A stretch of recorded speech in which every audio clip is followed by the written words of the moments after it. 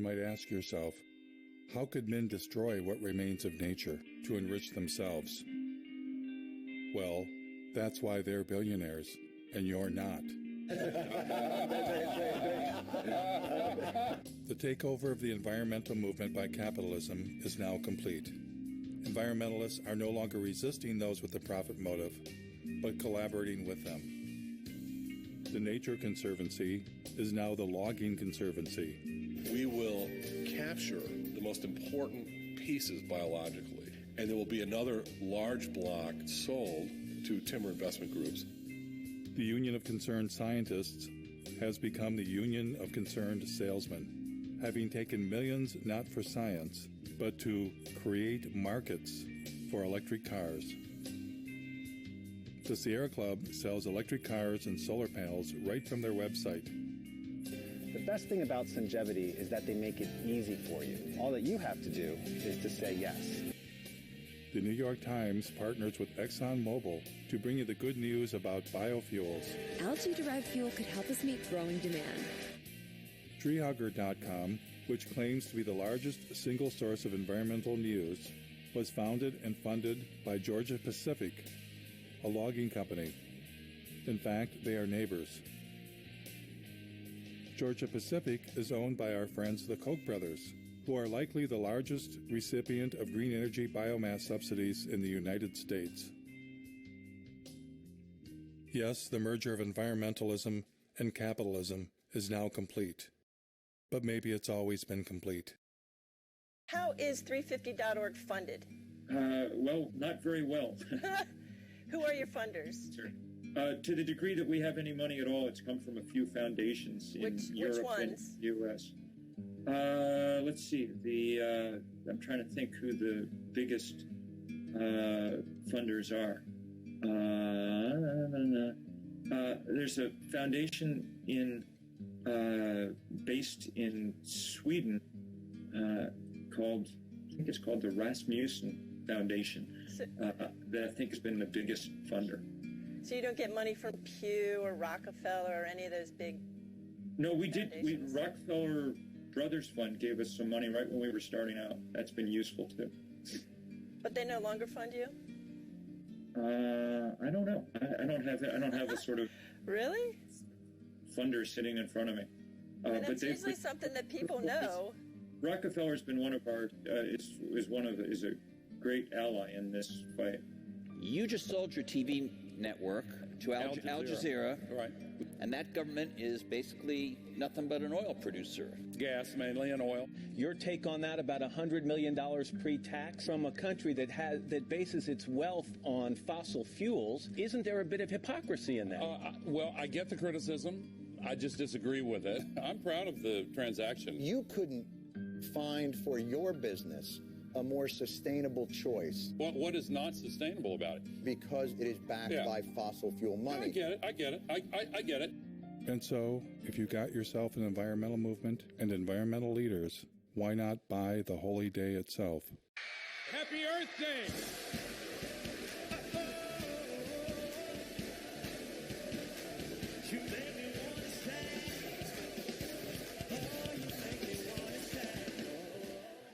Now we are facing the greatest sets of issues that we've seen in my lifetime. It's time now for a new generation to jump up on the stage and create a habitable country, a habitable planet that we can all enjoy. Are you that generation? I need to thank Building Energy, which provided so much solar power to this that we've powered the entire event with solar energy.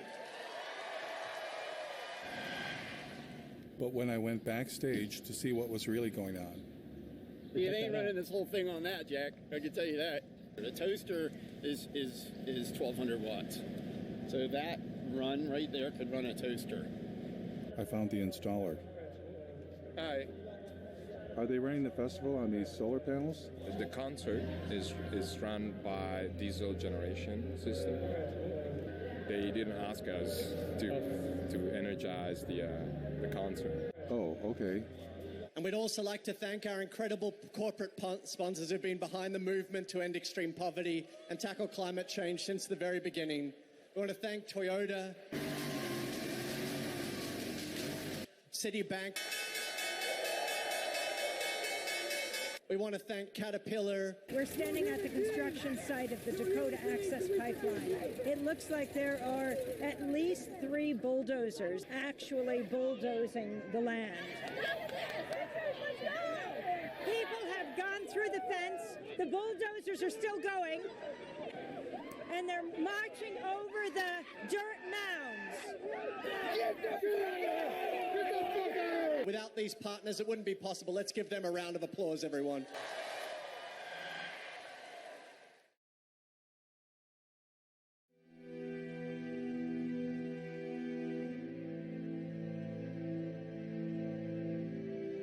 Now, I know this all might seem overwhelming.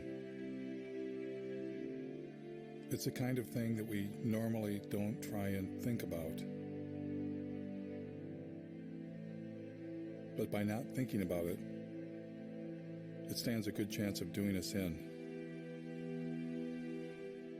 I truly believe that the path to change comes from awareness.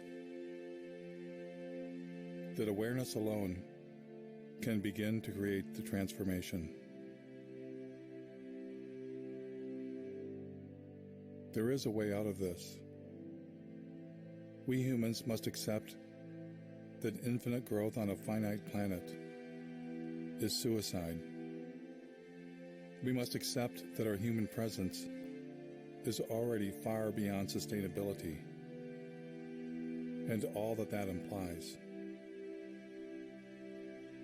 We must take control of our environmental movement and our future from billionaires and their permanent war on planet Earth. They are not our friends. Less must be the new more.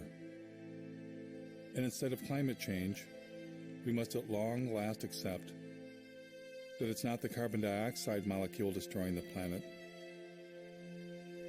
It's us. It's not one thing, but everything we humans are doing. A human-caused apocalypse. If we get ourselves under control, all things are possible. And if we don't,